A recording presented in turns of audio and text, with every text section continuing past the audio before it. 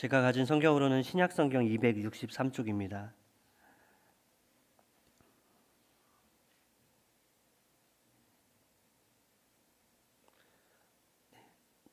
다 찾은 줄로 알고 함께 읽는데 길지 않으니까 23절부터 25절까지 한 목소리로 읽겠습니다. 우리는 십자가에 못 박힌 그리스도를 전하니 유대인에게는 거리끼는 것이요 이방인에게는 미련한 것이로되 오직 부르심을 받은 자들에게는 유대인이나 헬라인이나 그리스도는 하나님의 능력이요 하나님의 지혜니라. 하나님의 어리석음이 사람보다 지혜롭고 하나님의 약하심이 사람보다 강하니라. 아멘. 기도하겠습니다. 하나님, 그리스도의 십자가를 증거하고자 합니다. 그리스도의 십자가 안에 어마어마한 하나님의 사랑과 또 하나님의 공의가 담겨 있기에 이것을 온전히 증거할 수 있을까 두려운 마음이 듭니다. 하나님, 제발 주님 앞에 구하오니 이 시간에 그리스도의 십자가의 말씀을 듣고 아무런 감동 없이 아무런 깨달음 없이 돌아가는 자 없도록 주님 우리와 함께하여 주시옵소서. 전하는 것이 두렵지만 주님 용기를 주시고 이 십자가를 담대하게 전하는 귀한 시간 되게 하여 주시옵소서. 예수님의 이름으로 기도드립니다. 아멘. 십자가 하나님의 능력과 사랑이라는 제목으로 고난주간을 맞이해서 그 말씀을 증거하도록 하겠습니다. 지난 월요일에 집에서 쉬는데 갑자기 청년 몇 명이 생각이 났습니다. 저희 형제 몇 명이 생각이 나서 요즘에 또 이제 새로운 환경에서 적응하면서 살아가느라 많이 힘든 것 같아서 그냥 뭔가 위로해주고 밥이라도 사주면서 격려해주고 힘을 보태주고 싶은 마음이 들었습니다. 그래서 연락했는데 다행히 일정이 맞아서 월요일날 저녁에 교회에서 만나서 밥을 먹었습니다. 함께 밥을 먹었는데 그냥 밥 아니고 고기 먹었습니다. 그냥 고기 아니고 소고기 먹었습니다. 그냥 소고기도 아니라 한우 등심을 먹었습니다. 한우 등심을 먹으면서 저에게는 굉장히 부담스럽고 떨리는 일이었는데 그래도 그렇게라도 위로해주고 싶고 그렇게라도 격려하고 힘을 보태주고 싶은 마음이 있어서 그렇게 했습니다. 2번, 3번은 하지 못할 일입니다. 그러나 그래도 그날은 그렇게 하고 싶어서 했습니다. 공교롭게도 제 아내가 한 번도 청년부 예배를 드린 적이 없는데 하필 이 얘기하는 이때 지금 저 뒤에 앉아 있어서 이거 재정적인 지출이 제가 얘기하지 않은 지출인데 그것 때문에 좀 두려운 마음도 있습니다. 그러나 그럼에도 불구하고 한 것은 한 것이니까 여기서 이 자리에서 밝히는 것입니다. 저는 감사하게도 하누리 교회 부임해서 청년부 부임해서 청년들 몇 명과 대화 나누고 또 아직 개인적으로 만나지 못한 청년들도 있지만 감사하게도 하나님께서 이 청년들을 사랑하는 마음 또 그들에게 좋은 것을 주고 싶은 마음 그들을 위로해주고 삶의 동반자로서 함께 해주고 싶은 마음을 하나님께서 저에게 허락하셨습니다. 물론 저는 목회자로 부임했기 때문에 이 교회 청년부 담당하는 교육자로 부임했기 때문에 직업적으로라도 그렇게 해야 되는 것이 맞습니다. 그리고 저는 평소에도 웃상입니다. 기본적으로 웃음이 이렇게 항상 웃상이라서 웃음이 깔려 있는데 그러나 이것이 비즈니스적인 웃음이 아니라 우리 청년들을 바라볼 때 내가 진짜로 기쁘고 즐겁고 무언가라도 해주고 싶고 도와주고 싶고 위로해주고 싶은 그런 마음 깊은 곳에서 나오는 미소를 하나님께서 허락하셨다는 것을 말할 수 있습니다. 그래서 참 감사하고 요즘 하누리교회에서 사역하는 하루하루가 너무나도 즐겁고 그렇습니다.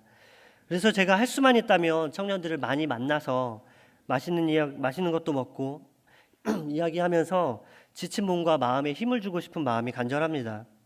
그러나 그럼에도 불구하고 저는 물리적인 일단 한계가 있습니다. 물리적인 한계가 있고 시간적인 한계가 있으며 또 물질적으로도 한계가 있어서 물론은 결국에는 다 한 명 한 명씩 다 만나고 개인적으로 시간도 갖고자 하겠지만 그러나 그렇게 하는데 또 어려움도 있는 것이 분명합니다.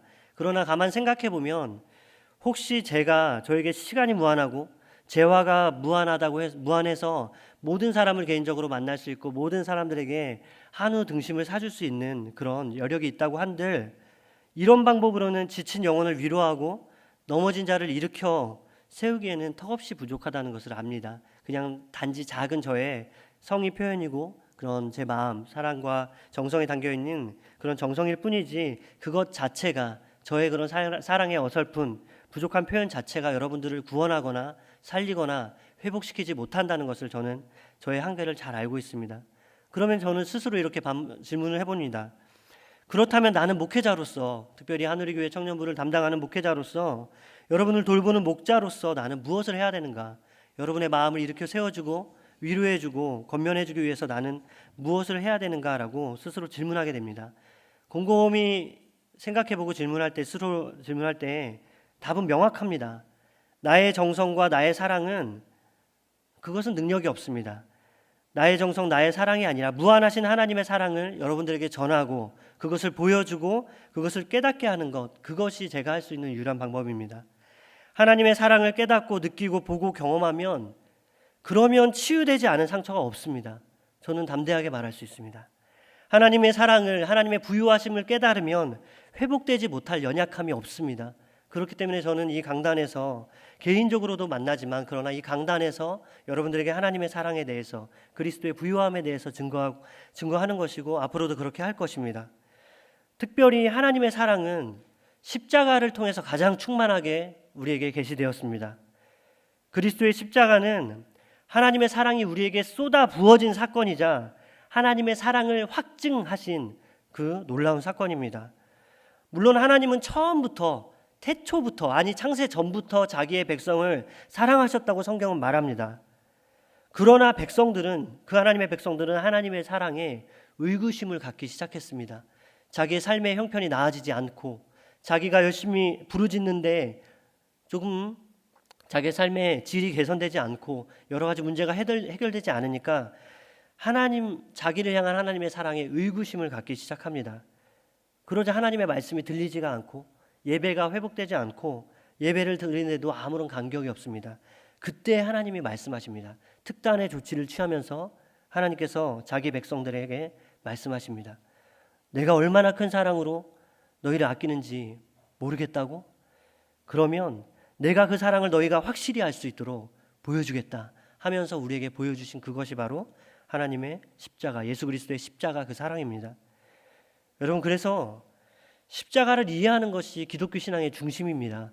기독교 신앙은 다른 것이 아닙니다. 다른 활동들을 열심히 하고 더 많은 헌신을 하고 더 많은 지식을 쌓고 이것이 아니라 그냥 그리스도의 십자가를 이해하는 것입니다. 그 십자가 앞으로 나아가 그 십자가 사랑을 깨닫고 그 십자가로 말미암아 괴로워하고 고통스러워하고 자기의 죄악을 발견하여 절규하고 그러면서 주의 은혜를 구하고, 이것이 기독교 신앙의 중심이라고 말할 수 있습니다. 십자가는 하나님의 사랑일 뿐 아니라 하나님의 지혜와 능력의 절정입니다.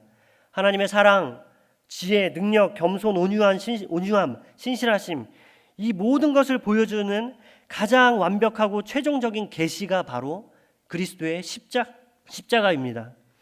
그래서 여러분, 오늘 이 말씀을 통해서 십자가를 이해하고 우리가 십자가 신앙을 회복하기를 축복합니다. 누군가는 그리스도의 십자가로 경건한 충격을 받기를 원합니다. 누군가는 그리스도의 십자가 사랑을 통해서 위로받기 원합니다. 누군가는 그리스도의 십자가 앞에서 내 죄악이 얼마나 무서운 것인지, 내가 얼마나 비천한 존재인지를 깨닫는 은혜가 우리 가운데 있기를 진심으로 축복합니다. 우리 그래서 십자가를 통해서 오늘 은혜 받기를 소망하는 것입니다. 이제 본론으로 들어가서 우리는 십자가를 장식하고 또 이 십자가의 찬양 노랫말에 십자가를 넣어서 고백하기도 하지만 사실 십자가는 사람들에게 굉장히 불편한 대상입니다. 십자가라고 했을 때 굉장히 그거는 우리가 깊이 생각해 보면 아주 우리의 마음을 건드리는 불편한 것이죠.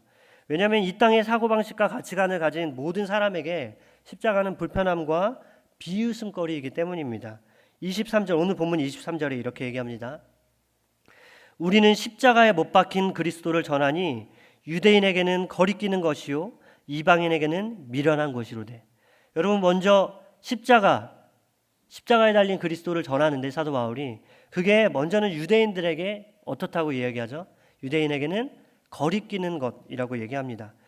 그렇습니다. 십자가는 유대인에게는 거리끼는 것입니다. 왜냐하면 사도 바울이 전한 메시지는 십자가에 달린 예수 그리스도가 여러분들을 구원했습니다.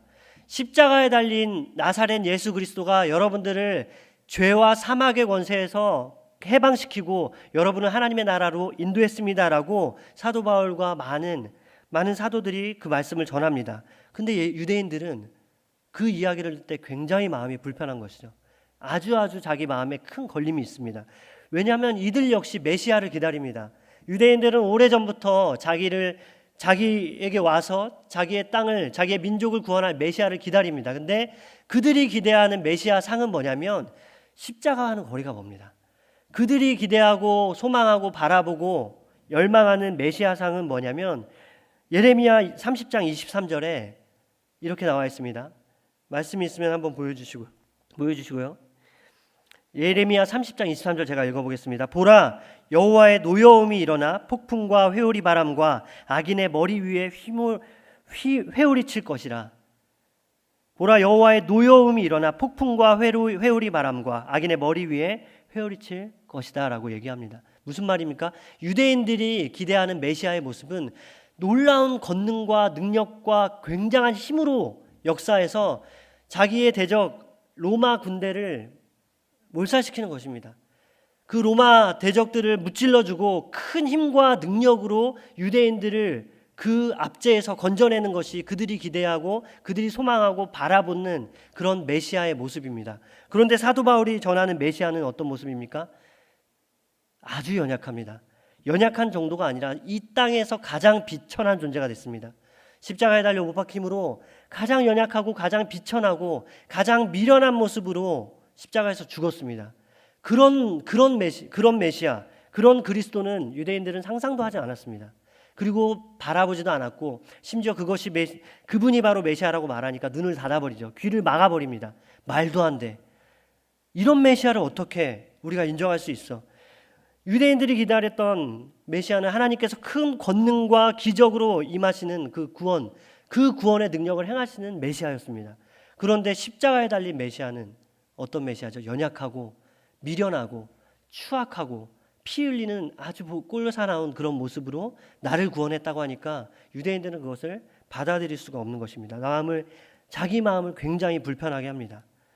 왜냐하면 어쩌면 유대인들 사고방식에 이렇게 메시아를 기다리는 게 당연한 게 뭐냐면 구약 성경에서는 하나님께서 그런 방식으로 이스라엘 백성들을 구원하셨기 때문입니다. 그들이 애굽에서 신음할 때, 종살이할 때 하나님께서 어떻게 구원하셨습니까? 10가지 재앙으로 그들을 징계하셨고, 그리고 홍해바다가 갈라지는 기적을 행하신 다음에 이스라엘 백성들은 홍해바다를 안전하게 건너는데 그 뒤를 따라오는 애굽의 군대는 홍해바다가 다시 닫히면서 그들이 그 바다에 빠져서 몰살당합니다. 유대인들이 생각했던, 그리고 유대인들이 알고 경험한 하나님이 우리를 구원해 주시는 방식은, 그 공식은 바로 이것입니다. 하나님은 큰 권능 가운데 역사하신다. 하나님은 놀라운 힘 가운데 나를 구원하신다. 그런데 십자가라니, 이 십자가가 어떻게 나를 구원한단 말인가?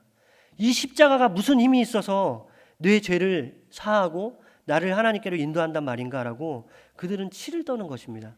그러니까 사도 바울이 십자가를 전할 때 진절머리를 치는 것이죠. 말도 안 돼. 이 십자가는 미련한 것이잖아. 이 십자가는 불편해 라고 거절합니다. 두 번째, 이방인들에 대한 이야기가 나옵니다. 23절에 이방인에게는 십자가가 미련한 것이라고 나오죠. 미련한 것이라고.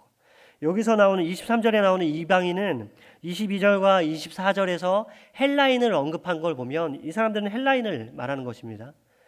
헬라인의 특징이 무엇입니까? 그리스인입니다. 그리스인. 고대 그리스인 하면은 우리는 무엇을 생각하죠?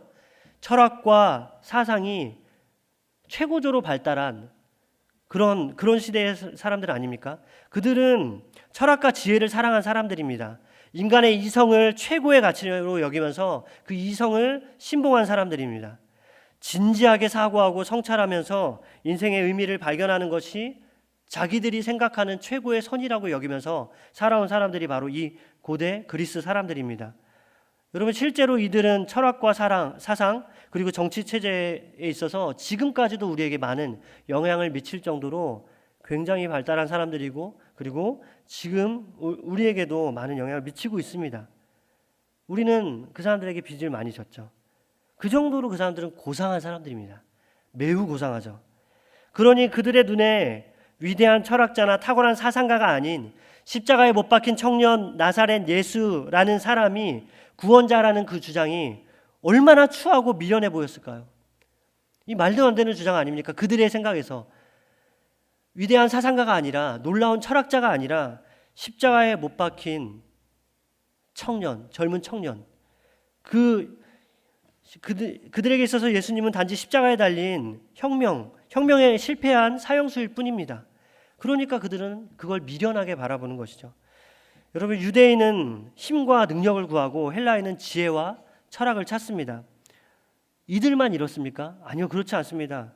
우리가 살아가는 방식이 또한 이것 아닙니까?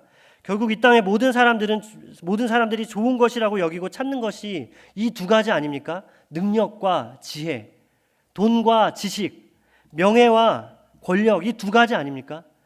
범주와 방법과 그 정도의 차이만 조금씩 다를 뿐이지 모든 사람이 돈과 힘과 지식과 그 쾌락을 얻기 위해서 살아가고 있지 않습니까?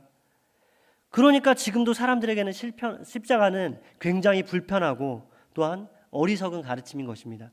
어쩌면 십자가를 그 사람들이 무시하고 배격하고 받아들이지 않는 것은 당연한 것이죠. 세상적인 사고방식에 비춰볼 때 십자가는 정말 불편하고 미련하고 어리석고 끔찍한 일, 그게 바로 십자가입니다. 그러나 여러분, 그리스도인들에게 십자가는 그렇지 않죠. 사도 바울은 이 십자가에 대해서 뭐라고 선언합니까? 24절, 오직 부르심을 받은 자들에게는 유대인이나 헬라인이나 그리스도는 하나님의 능력이요 하나님의 지혜이니라. 하나님의 능력이 여기 십자가에 있다는 것입니다. 유대인들은 능력하면은 하나님께서 놀라운 힘과 권능으로 큰 군대를 통해서, 하늘의 군대를 통해서 우리를 구원하시는 그것만 능력이라고 생각했는데, 사도 바울이 말하죠. 아니, 그거보다 더 큰 능력이 있는데 그것은 바로 예수 그리스도의 십자가다. 고대 그리스도인들은 자기들이 생각했던 것, 자기들의 위대한 정치 철학과 그런 사상과 그런 것들만 최고의 선, 최고의 가치라고 생각했는데, 최고의 지혜라고 생각했는데, 사도 바울은 얘기합니다. 아니, 너희들의 지혜는 하나님의 지혜 앞에서 아무것도 아니고 정말 하나님의 위대한 지혜가 여기 있는데 그건 바로 예수 그리스도의 십자가다. 여기에 하나님의 능력과 하나님의 놀라운 지혜가 담겨 있다라고 주님 말씀하십니다. 십자가야말로 하나님의 능력이요 지혜라는 바울의 놀라운 선언에 담긴 의미를 오늘 그래서 우리가 찾고자 하는 것입니다. 먼저 우리는 이 십자가를 온전하게 이해하기 위해서는 하나님 자신을 바르게 이해해야 합니다. 왜냐하면 하나님께서 십자가를 고안하셨고 창안하셨으며 하나님께서 십자가를 통해서 우리를 구원하셨기 때문에 도대체 하나님은 어떤 분이길래 우리가 상상할 수도 없는 방법으로 우리를 구원하실까? 도대체 하나님은 어떤 특징을 가지고 계시길래 도저히 사람은 상상도 할 수 없는 방법, 십자가라는 방법으로, 사람의 눈으로 보기에는 거리끼고 불편하고 미련한 그 십자가라는 방법으로 우리를 구원하실까라고 우리는 질문해야 합니다. 그렇기 때문에 하나님이 어떤 분인지를 먼저 발견하는 게 중요하죠. 십자가는 결코 우연히 일어난 사건이 아닙니다. 그리스도께서 하나님의 아들로 이 땅에 오셨는데 살다 보니까 자기를 믿지 않는 사람들이 있었고 배격한 사람들이 있었고 그래서 십자가 처형을 당했고, 그런데 하나님은 그걸 선으로 바꿔서 우리를 구원했다, 이 정도가 아닙니다. 십자가는 처음부터 계획된 것이었습니다. 십자가는 처음부터 하나님께서 계획하셨고 여기에 하나님의 능력을 담으셨고 여기에 하나님의 지혜를 담으셨기 때문에 우리는 십자가를 알아야 합니다. 십자가를 깨달으면 하나님을 만날 수 있고 하나님의 은혜와 지혜와 능력을 경험할 수 있는 것이죠. 도대체 하나님께서는 왜 이 십자가를 통해서 우리를 구원하셨을까 살펴보고자 합니다. 먼저 하나님께서 스스로를 가장 길게, 구약 성경에 보면 하나님께서 자기를 계시하시는데 제일 최초로 자기를 많은 말로 가장 길게 계시하는 본문이 출애굽기 34장입니다. 본문 출애굽기 34장 5절부터 7절까지 제가 한번 읽어보겠습니다. 본인을 계시하십니다. 여호와께서 구름 가운데 강림하사 그와 함께 거기 서서 여호와의 이름을 선포하실세 여호와께서 그의 앞으로 지나시며 선포하시되 여호와라 여호와라 자비롭고 은혜롭고 노하기를 더디하며 인자와 진실이 많은 하나님이라. 인자를 천대까지 베풀며 악과 과실과 죄를 용서하리라. 그러나 벌을 면제하지는 아니하고 아버지의 악행을 자손 3, 4대까지 보응하리라. 하나님이 자신을 그렇게 소개하십니다. 그런데 여기서 독특한 특징이 있어요. 하나님이 자기를 소개하시는데 먼저 보면은 7절에 보면 이렇게 6절에 보면은 본인을 자비롭고 은혜롭고 노하기를 더디하고 인자와 진실이 많은 하나님이라.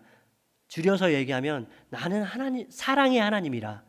나는 사랑이 무한한 그런 하나님이라. 너희들을 끝까지 사랑하겠다라고 말씀하십니다.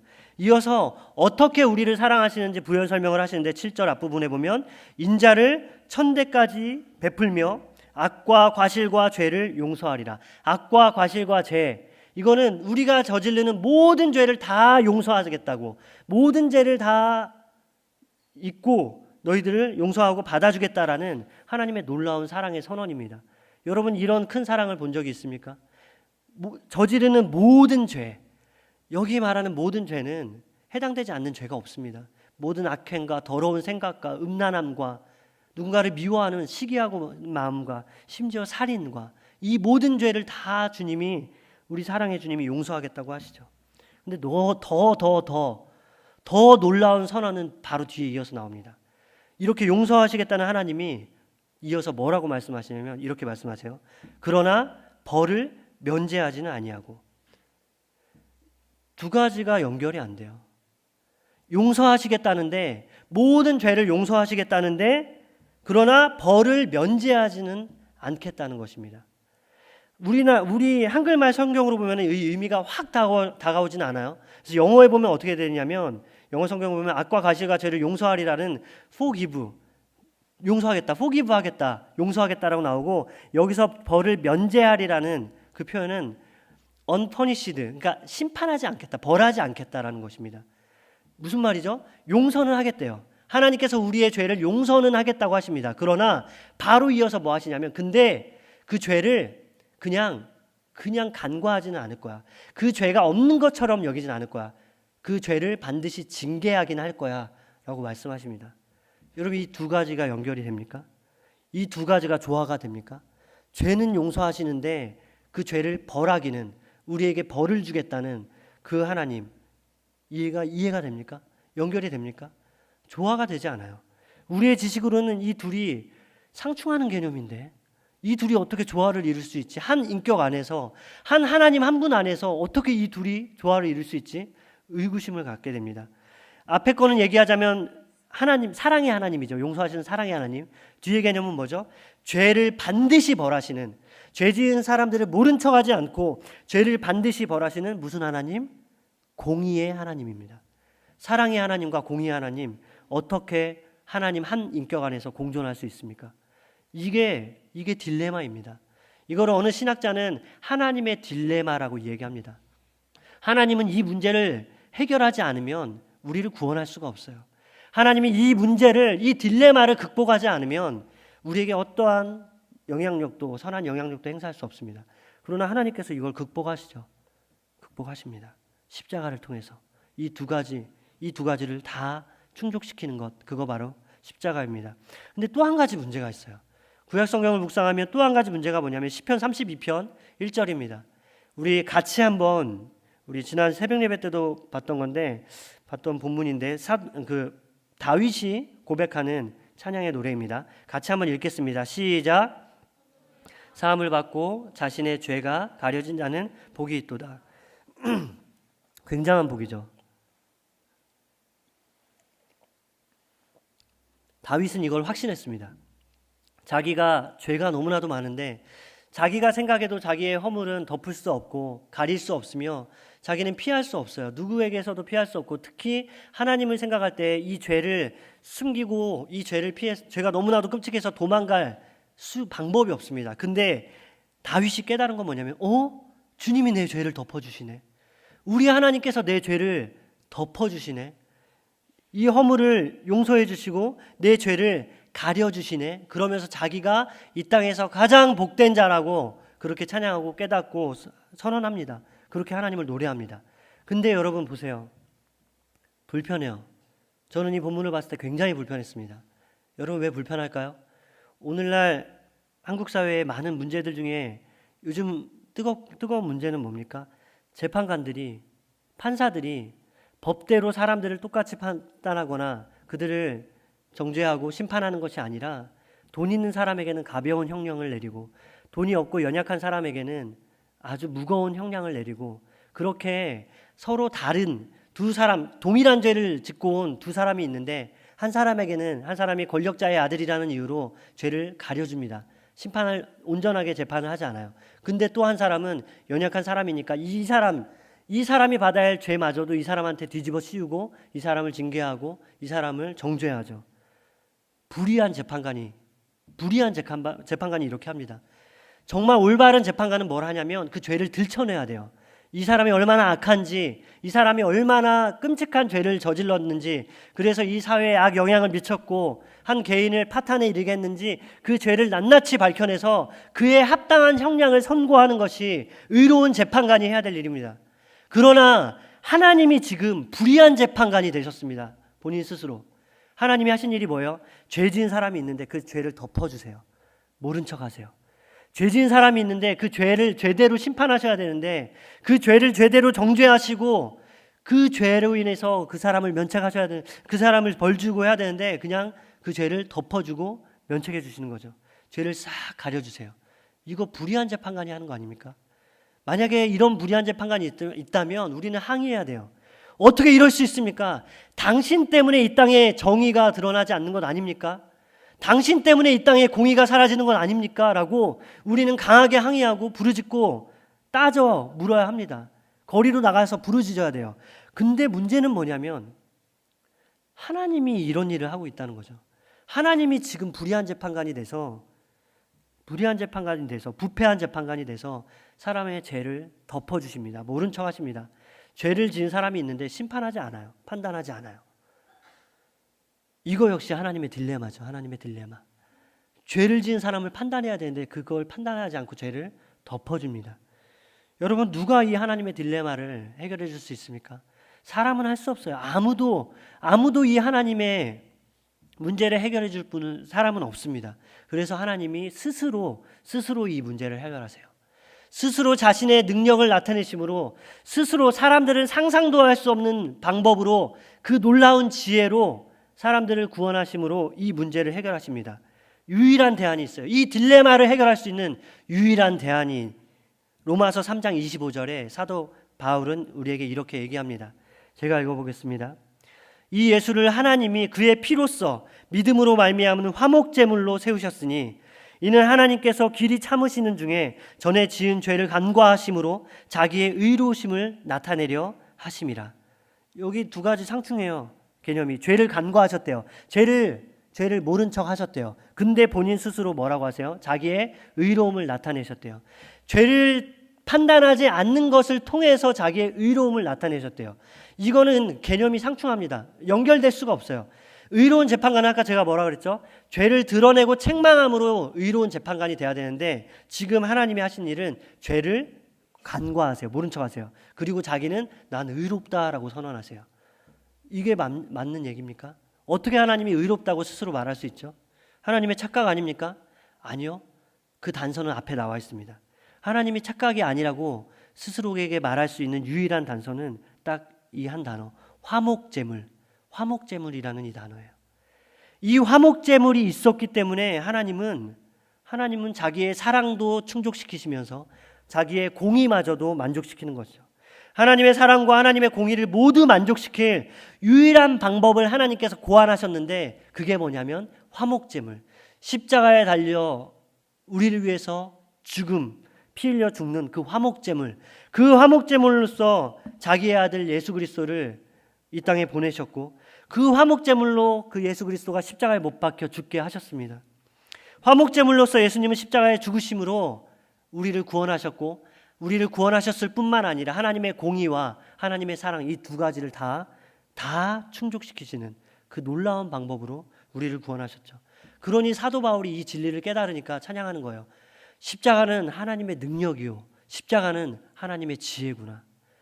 세상 사람들은 능력이 힘과 권세에서 나온다고 생각하는데 아니, 하나님의 능력은 가장 연약하고 비천한 십자가를 통해서 그 능력이 나타났구나 라고 선언하는 것이죠. 여러분, 하나님이 그렇다고 해서 우리의 죄를 면제했습니까? 하나님이 우리의 죄를 면제하신 것이 아니에요. 저는 지금 하나님이 우리의 죄를 면제했다, 우리의 죄를 다 잊으셨다라고 말하는 게 아니라 하나님은 우리의 죄를 면제하신 것이 아니라 그 벌의 대상을, 우리가 받아야 될 벌을 그리스도가 받게 하셨습니다. 그러니까 벌을 받을 대상을 나한테서 그리스도로 바꿨을 뿐이지, 대체했을 뿐이지, 하나님은 벌을 내리셨어요. 근데 우리가 그 벌을 받지 않고 그리스도가 받으셨죠. 하나님은 죄를 가리셨습니까? 우리의 죄를 가리셨나요? 아니요, 그렇지 않아요. 하나님은 우리의 죄를 모른 척한다, 나 안 볼래, 너의 죄를 안 볼래 하고 그냥 모른 척한 게 아니라, 하나님은 우리의 죄 위에 그리스도의 보혈을 덮으셨습니다. 그럼으로써 우리를 구원하셨고, 그 죄를 덮으심으로 우리가 하나님 앞에 나아갈 수 있게 하셨습니다. 이것이 화목제물의 의미예요. 화목제물. 여러분, 이 제물이 얼마나 대단한지, 그동안에 화목제물은 수없이 많았습니다. 이스라엘 백성들이 질리도록 화목제물을 하나님 앞에 드렸어요. 하나님은 한 번은 정말 언절머리가 나가지고 하나님이 거절하시죠. 받지 않겠다는 거예요. 너네들이 바치는 화목제물 내가 지긋지긋하다, 더 이상 그걸 받고 싶지 않아 라고 할 정도로 화목제물은 셀 수 없이 많은 화목제물이 이스라엘 역사 가운데 있었습니다. 그러나 이 화목제물은 달라요. 이 화목제물은 너무 순결하고 너무 강력하고 너무 사랑스럽고 너무나도 하나님을 기쁘시게 할 만한 화목제물이었기 때문에 하나님의 모든 마음을 충족시키기에 부족함이 없는 화목제물이었습니다. 그 화목제물이 누구죠? 우리 주 예수 그리스도. 십자가에 못 박히신 그 예수 그리스도가 화목제물이 되셔서 하나님의 공의의 요구와 하나님의 사랑의 요구와 하나님의 진노와 이 모든 것들을 우리 대신에 지심으로 만족시키신 것입니다. 그 누구도 할 수 없어요. 그 어떤 동물도 할 수 없고 그 어떤 제물 드리는 자도 할 수 없었던 것을 그리스도 한 분은, 하나님의 아들 그리스도는 단 한 번에 하나님의 모든 필요를, 하나님의 모든 딜레마를, 하나님의 모든 갈망을 다 해결하셨습니다. 다 해결하셔서 더 이상 우리가 제물을 드리지 않아도 되도록 완벽하게 그것들을 충족하시고 이루셨습니다. 여러분, 십자가는 예수 그리스도께서 화목제물이 되셔서 우리의 죄를 면제하신 놀라운 사건입니다. 우리의 죄를 면제하신 놀라운 사건이죠. 그런데 이것이 쉬운 것이 아니에요. 그리스도께서 화목제물이 되시기까지 결코 쉬운 것이 아니라, 그리스도께서 화목제물이 되기 위해서 감당해야 될 또한 희생해야 될 것들이 너무나도 많았습니다. 주님 역시도 그 화목제물이 되기 위해서 큰 아픔을 겪고 크게 괴로워하고 번뇌하면서 그러면서 화목제물이 되셨죠. 주님이 화목제물이 되심으로 희생하신 것이 무엇입니까? 세 가지를 말할 수 있을 것 같아요. 세 가지를. 첫 번째, 고린도후서 5장 21절 말씀을 한번 볼까요? 같이 한번 읽어보겠습니다. 시작. 하나님이 죄를 알지도 못하신 우리를 대신하여 죄로 삼으신 것은 우리로 하여금 그 안에서 하나님의 의가 되려 하심이라. 여러분, 그리스도께서 화목제물이 되기 위해서 감당해야 될 아픔은 뭐였냐면, 죄가 전혀 없으신 그 그리스도께서 자기 자신이 죄덩어리가 되셨습니다. 자기 자신이 죄를 범죄해서가 아니라 그냥 우리를 구원하기 위해서 자기가 자신이 죄가 되셨다고 그렇게 말씀하세요. 여러분, 그것이 얼마나 그리스도에게 고통이었겠습니까? 얼마나 아픔이었겠어요? 왜냐하면 여러분, 우리도 양심이 있어요. 우리도 양심이 있어서 가끔 심각한 죄를 저지르면, 아니면 이따금씩 불현듯 튀어나오는, 우리 본능에서 튀어나오는 죄를 저질렀을 때 우리도 양심이 살아있으면 그것 때문에 아파요. 내가 왜 연약할까? 내가 왜 이렇게 아직도 완악할까? 내가 하나님의 자녀인데 내가 여전히 왜 이 죄 가운데서 좌절하고 신음하며 왜 똑같은 실수를 반복할까 하면서 나의 죄 때문에 나도 아파요. 죄인인 나도 아파요. 내 죄로 인해서. 그런데 여러분 보세요. 그리스도는 죄인이 아니에요. 완벽한 의인이고 완벽한 하나님의 요구를 충족시키신 절대 의인이신데, 죄가 전혀 없는, 흠도 없고 티도 없는 그분인데 죄를 저질러서가 아니라 자기가 죄가 되셨을 때 얼마나 아프셨을까요? 얼마나 고통스러우셨을까요? 얼마나 그것 때문에 하나님 앞에 부르짖으며, 그것을 너무 충격이라서 내가 죄가 됐다니, 내가 죄덩어리가 됐다니 하면서 주님도 아마 아파하셨을 거예요. 그러나 주님은 그걸 피하지 않으셨습니다. 왜냐하면 주님이 죄가 되셔야 죄인인 우리들이 의인이 되기 때문이에요. 이거를 신학자들은 말도 안 되는 거래라고 해요. 믿을 수 없는 교환이 십자가에서 일어났습니다. 그리스도 안에 있는 의가 우리에게 들어오고 우리 안에 있는 죄가 그리스도에게로 갔어요. 그런데 여기에서 우리가 지불한 것은 아무것도 없습니다. 오직 그리스도께서 십자가에 피 흘려 죽으심으로 말미암아 이 놀라운 교환, 가장 이 땅에서 해야 되는, 우리가 정말로 이 땅에서 해야 되는 거래가 있다면 이 거래예요. 이 거래를 하지 못한 사람은 멸망합니다. 이 거래를 하지 않은 사람은 파멸에 이를 수밖에 없어요. 하나님께서 이 거래를 우리에게 제안하셨어요. 예수 그리스도의 십자가 화목제물을 통해서 우리에게 너 나와 거래하지 않겠니? 너 나와 한번 거래하지 않겠니? 제안하셨어요. 근데 지금도 어리석은 사람들은 하나님과 거래하기를 피하고 외면하고 도망갑니다. 그러나 우리는 정말 그리스도를 믿는 우리 믿음이 있다면 우리는 이 거래를 했어요. 그리스도의 의가 내게 들어오고 나의 죄가 그분에게 갈 때 우리는 하나님의 자녀가 됐고 하나님의 말할 수 없는 은혜 가운데로 들어간 그 놀라운 복이 우리 가운데 임했습니다. 여러분, 죄인이 된다는 것은 그냥 단지 그리스도께서 내가 죄가 됐구나, 고통스럽다, 이런 정서적으로 양심의 찔림을 느끼고 고통스러워한다, 이 정도가 아니에요. 구약 성경에 보면 죄인의 결과는 뭐냐면 왜 죄가 무섭고 왜 죄인 정죄받는 것이 끔찍한 일이라면 죄인이 된 순간부터는 하나님과의 관계가 완전히 단절됩니다. 하나님께로 가까이 갈 수가 없어요. 사람은 절대로 무너뜨릴 수 없는 큰 벽이 생겨요. 죄인과 하나님은 가까이 할 수 없기 때문에 그 결과, 죄인이라는 그 신분 자체가 두려운 것이 아니라 내가 죄인됨으로 말미암아 하나님께 나아갈 수 없다는 것이 두려운 것이고, 그것이 재앙이며 그것이 진노고 그것이 파멸입니다. 죄인은 내가 죄를 지었다, 내가 어떤 악행을 저질렀다, 이게 문제가 아니라 내가 죄인됨으로 인해서 하나님께 갈 수 없다는, 그것이 진짜 심판인 것이죠. 근데 그리스도가 죄인이 됐잖아요. 죄가 됐잖아요. 그럼 그리스도는 지금 어떤 상태죠? 하나님께 갈 수가 없는 거예요. 그리스도는 어디에 계셨습니까? 하나님의 품 안에 있던 자입니다. 본인이 스스로 말씀하세요. 독생자는 하나님의 품 안에 있었다.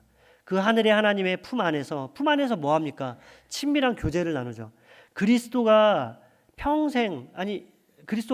이 땅 계속 끊임없이 했던 건 뭐냐면 하나님과 친밀한 교제를 나누는 거였어요. 하나님과 연합되어서 그분과 교제를 나누는데, 이 우리를 때문에 화목제물이 되시는 그 순간에 어떤 일이 벌어지냐면 하나님과 그리스도가 단절돼요. 그리스도인데, 예수님인데, 하나님의 독생자 아들 예수 그리스도인데 하나님을 만날 수가 없어요.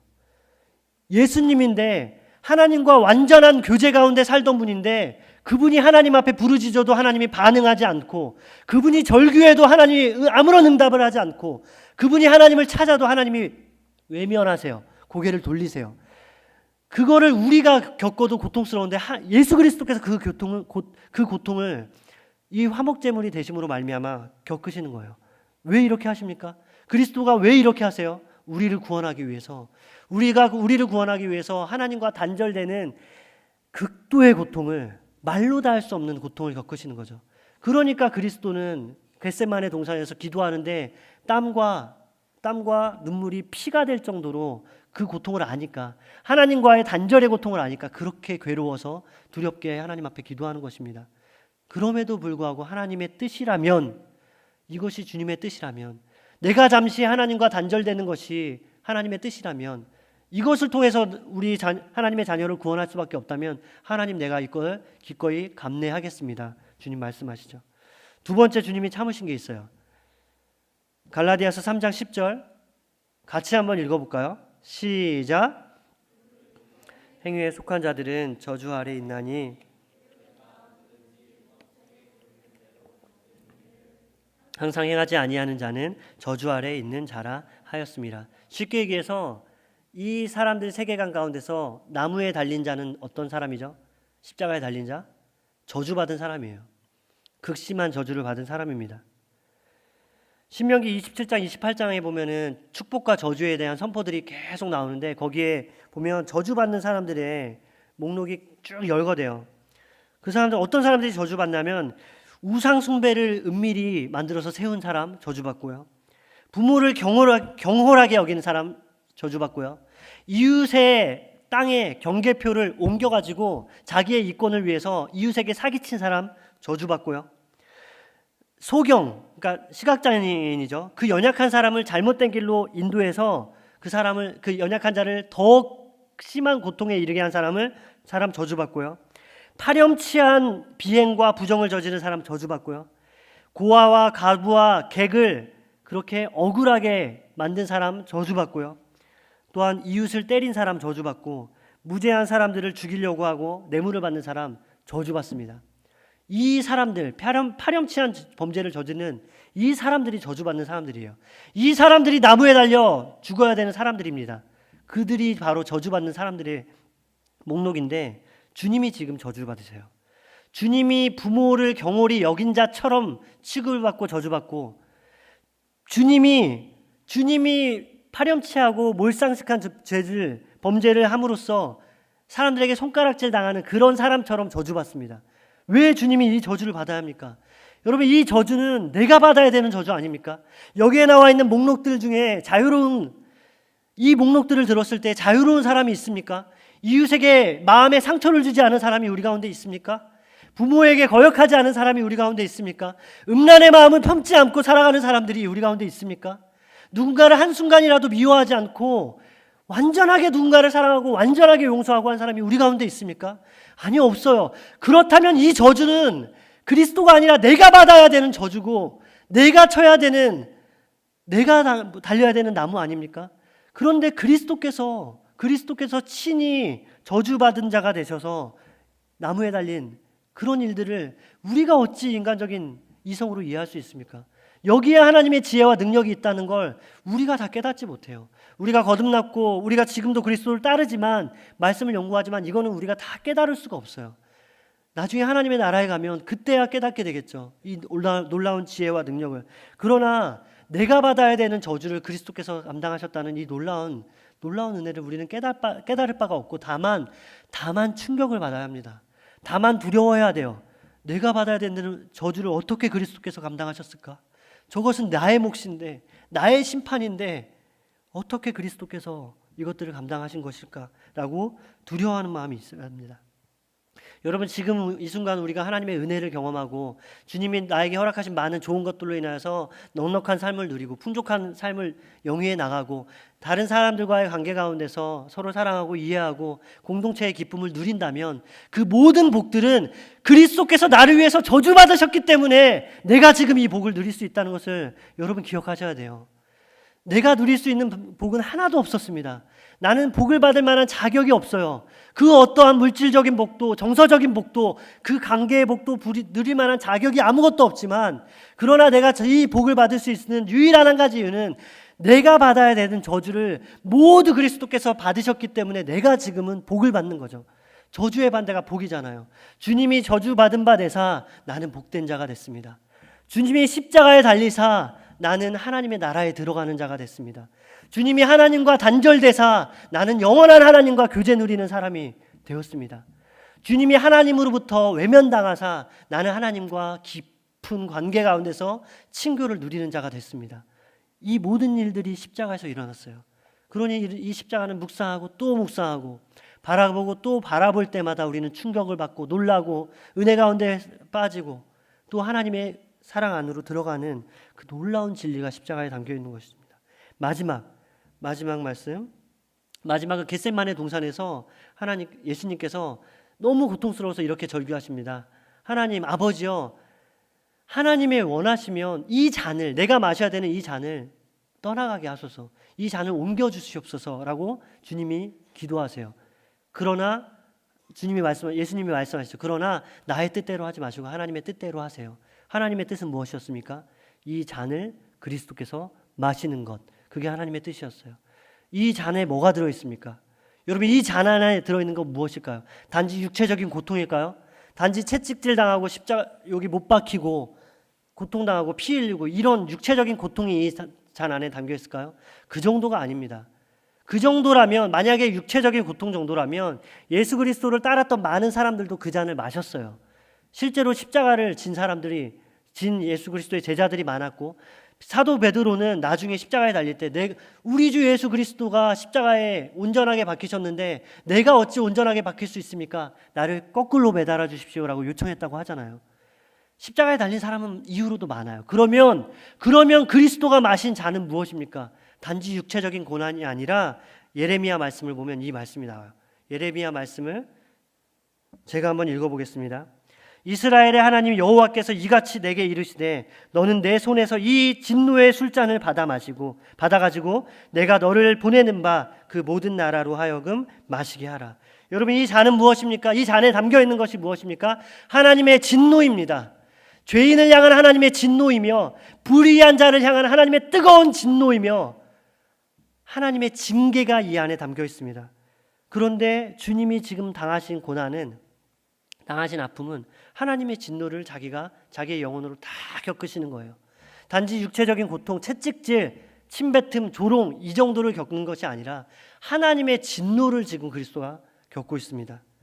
하나님은 죄인을 향한 자신의 불타는 진노, 이 불타는 진노가 있는데 그거를 죄인을 향해서 쏟아내야 되는데, 근데 하나님은 그 죄인을 사랑하시거든요. 하나님은 이 범죄한 이스라엘 백성들을 향해서 이 진노를 쏟아내야 되는데, 근데 하나님의 딜레마는 뭐냐면 이 죄인을 여전히 사랑하세요.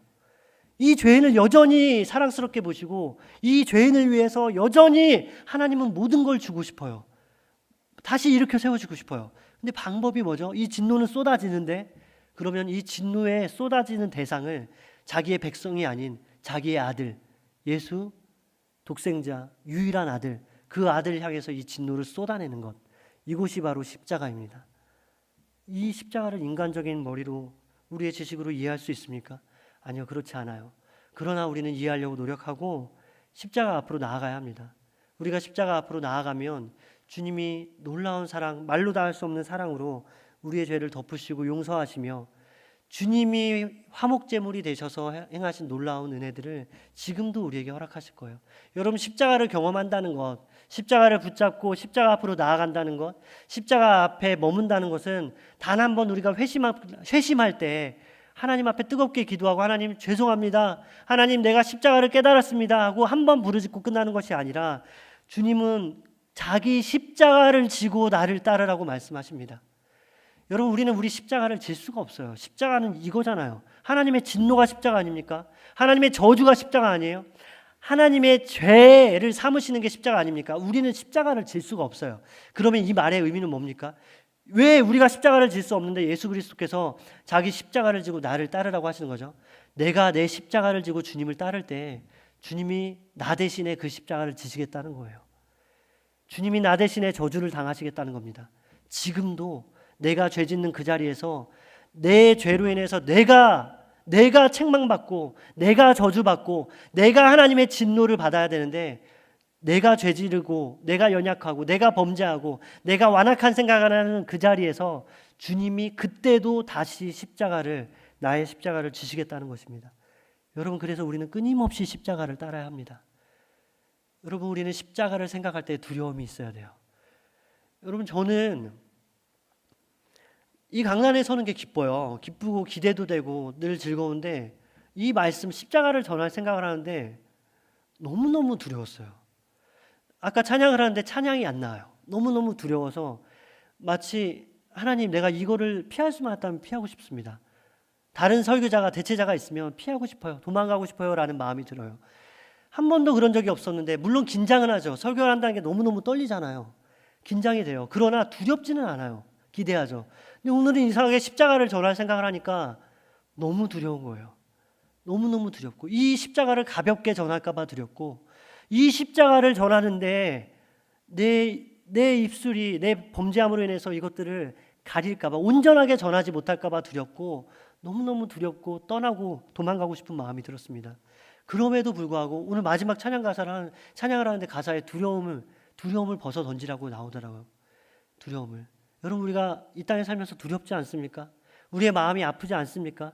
지금도 반복되는 죄로 인해서, 혹은 내 전혀 나아지지 않는 내 삶의 형편으로 인해서 그렇게 기도하는데, 그렇게 하나님 앞에 부르짖고 갈망하고 소망하는데 전혀 나아지지 않는 내 삶의 형편으로 인해서, 혹은 내가 이 죄를 끊고 싶은데, 이제는 거룩하게 살고 싶은데 반복되는 죄악과 실수와 연약함으로 인해서 그것 때문에 내 마음이 상처받고 연약해지지 않습니까? 그때 우리가 해야 될 거 있다면 한 가지밖에 없어요. 그리스도의 십자가를 붙잡는 것입니다. 그리스도의 십자가 앞으로 나아가면 주님이 우리 대신에 저주가 되시고 우리 대신에 하나님께서 하나님의 진노를 받으셔서 우리를 복되다 하시고 우리를 자유케 하시며 우리를 의인으로 삼으실 것입니다.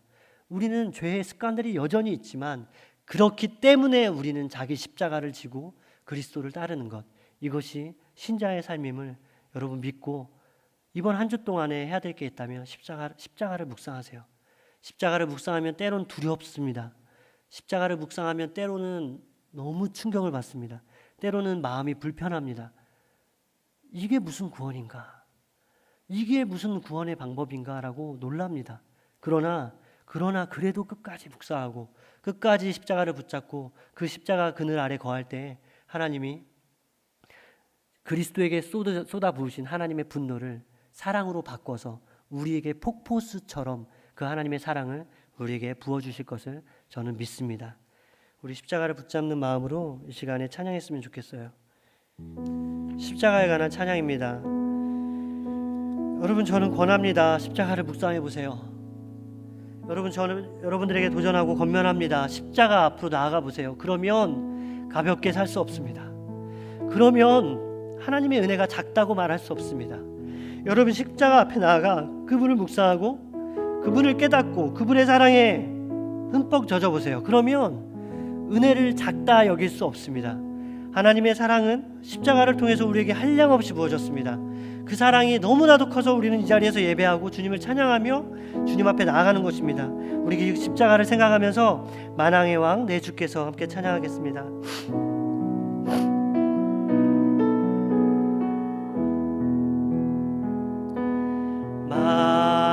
만왕의 왕 내 주께서 왜 고초 당했나.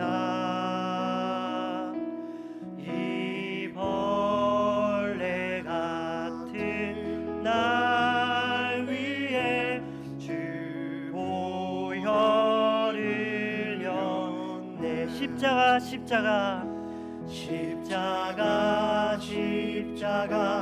내가 처음 볼 때에 나의 맘의 큰 고통 사라져. 오늘 믿고서 내는 밝았네. 참 내 기쁨 영원하도다. 주 십자가 못 박힘은 주 십자가 못 박힘 속죄야만인가. 그 긍휼과 큰 은혜,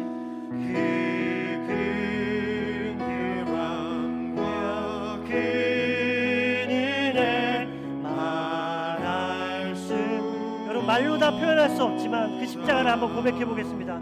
십자가 내가 처음 볼 나의 마음의 큰 고통 사라져. 십자가는 우리의 마음을 치유하고 우리를 자유케 하는 능력이 그 안에 있습니다. 오늘 믿고서 내는 밝았네. 참 내 기쁨 영원. 3절 고백해 가겠습니다. 늘 울어도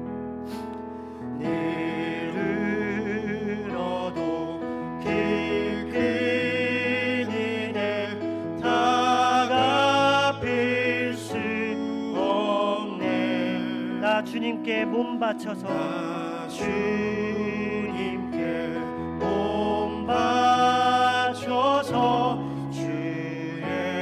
일 힘쓰리. 여러분 같이 고백하겠습니다. 십자가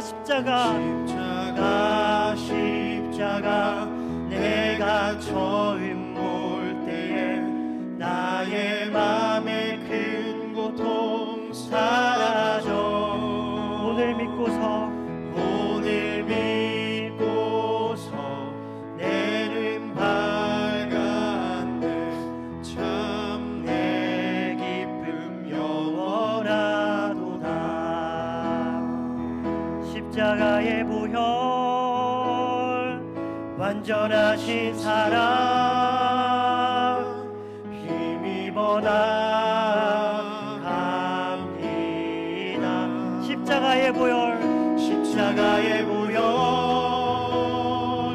완전하신 사랑 힘입어 예배하. 우리 같이 고백하겠습니다. 주의 보좌로 나아갈 때 주의 보좌로 나아갈 어떻게 나가야 할까? 우리가 주님 앞에 나아갈 유일한 방법이 있다면 그것은 나를 구원한 주의 십자가입니다. 주의 십자가 그것을 믿으며 가네. 주의 보좌로 나아갈 때에 주의 보좌로 나아갈 나 여전히 부족하나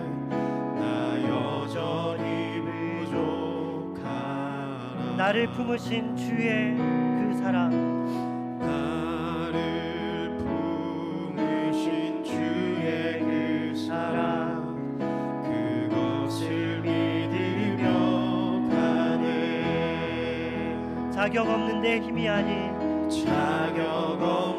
내 힘이 아닌 오직 예수님의 보혈로 오직 그렇습니다. 주님께서 십자가에서 그 보혈의 피를 흘리셨습니다. 자격 없는 내 힘이 아닌 내 힘이 아닌 오직 예수님의 보혈로 오직 예수님의 보혈로 우리 함께 큰 소리로 한 십자가를 고백하겠습니다. 십자가의 보혈 완전하신 사랑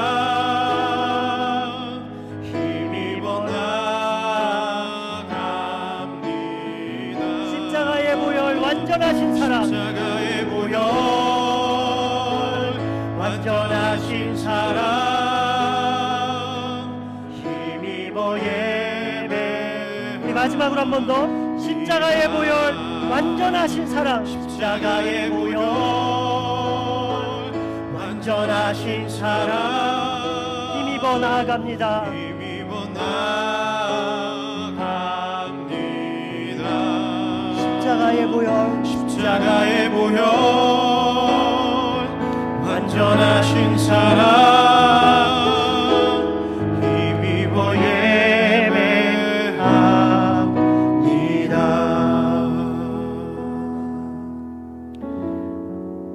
여러분 그리스도 한 사람이 십자가에 달리신 것이 왜 우리에게 구원의 능력이 될까요?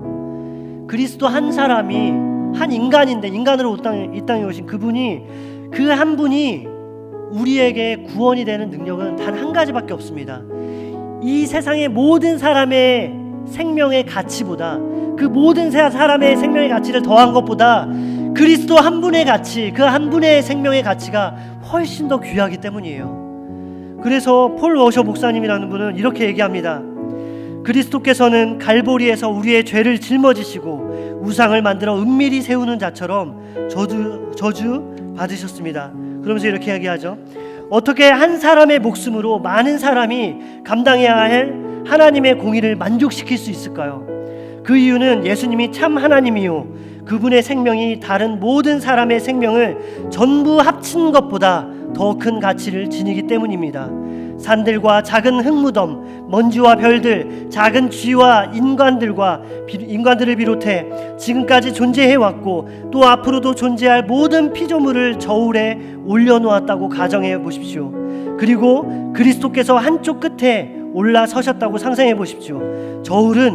이 저울은 그리스도께서 서신 쪽으로 기울어질 것입니다. 왜죠? 왜?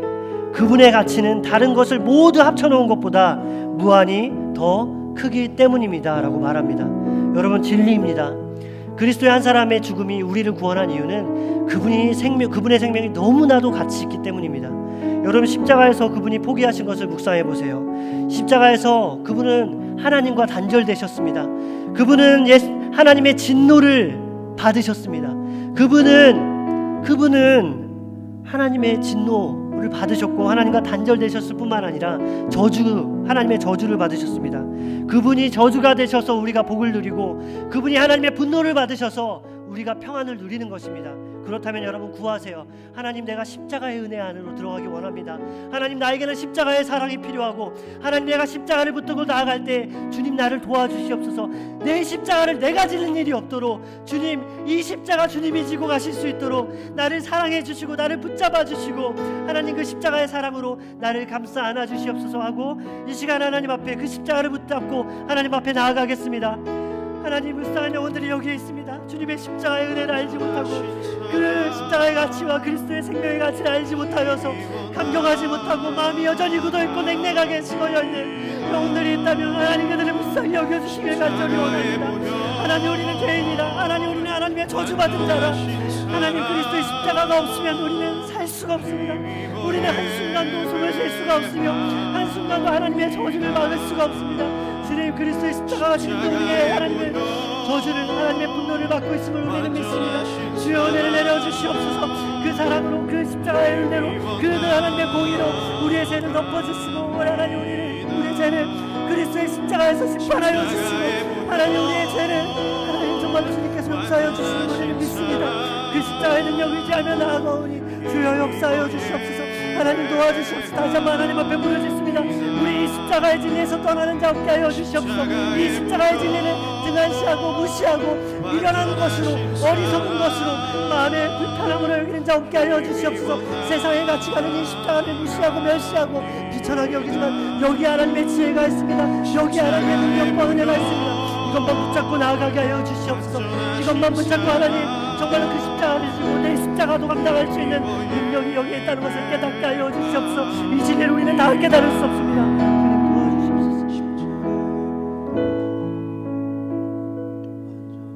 하나님, 이 큰 은혜를 우리가 어찌 다 이해할 수 있겠습니까? 이 하나님의 놀라운 지혜를, 이 하나님의 놀라운 능력이 십자가에 담겨 있다는 것을 우리가 어찌 다 알 수 있습니까? 우리가 거듭났다 한들, 우리가 하늘의 평강이 우리에게 주어졌다 한들 우리는 이 진리를 다 이해할 수 없습니다. 다 깨달을 수 없습니다. 다만 하나님, 바라는 것 한 가지가 있다면 이 진리 앞에 두려워 떨게 하여 주시옵소서. 내가 감당해야 될 하나님의 진노를, 내가 받아야 될 하나님의 분노를, 저주를 그리스도께서 십자가에서 그것을 받으셨다는 이것에 두려워하게 하시고 떨게 하시고 감격하게 하시며 그 진리를 너무나도 사랑스럽게 여기게 하시고 그 진리로 인해서 기뻐하게 하시고 이 진리로 인해서 하나님 앞에 가까이 나아갈 용기가 생기게 하여 주시옵소서. 여전히 우리가 연약합니다. 여전히 죄 가운데 있습니다. 하나님, 여전히 우리가 하나님의 은혜를 알지 못한다면 이 십자가를 모르기 때문입니다. 이 십자가의 사랑을 깨닫지 못했기 때문입니다. 하나님, 바랍니다. 이곳에 있는 한 사람, 이곳에 있는 이들 중에 한 사람도, 누구 한 사람도 십자가를 등한시 여기는 자 없게 하여 주시옵소서. 십자가를 가볍게 여기는 자 없게 하여 주시옵소서. 이 십자가 안에서, 이 십자가 앞에 와서도 아무런 은혜 없이 돌아가는 자 없게 하여 주시옵소서. 하나님, 우리는 십자가를 모르면, 십자가를 알지 못하면 망합니다. 다 죽을 수밖에 없습니다. 하나님의 진노를 피할 수 없습니다. 지금도 우리가 하나님의 진노를 피할 수 있는 유일한 이유가 있다면 십자가가 하나님의 진노를 막고 있기 때문입니다. 지금도 우리가 하나님의 복을 받는 유일한 이유, 유일한 한 가지 이유가 있다면 하나님께서, 그리스도께서 저주받으심으로 우리를 복되게 하셨기 때문입니다. 하나님, 이 십자가가 정말 우리에게 진리되게 하여 주시옵소서. 십자가는 사랑입니다. 십자가는 공의입니다. 십자가는 능력이며 십자가는 지혜입니다. 이 은혜를 깨닫는 귀가, 눈이, 영적인 마음이 열리게 하여 주시옵소서. 우리를 위해서 십자가에 달리신 예수 그리스도의 이름으로 기도드립니다. 아멘. 이제는 우리 주 예수 그리스도의 은혜와 하나님의 사랑과 성령님의 교통하심이 예수 그리스도의 십자가 앞에서 두려워 떨며 하나님의 은혜를 구하는 우리 청년들과 또 성도들과 그 가정과 그들의 모든 영혼 위에 이제로부터 영원토록 함께 하실지어다. 아멘.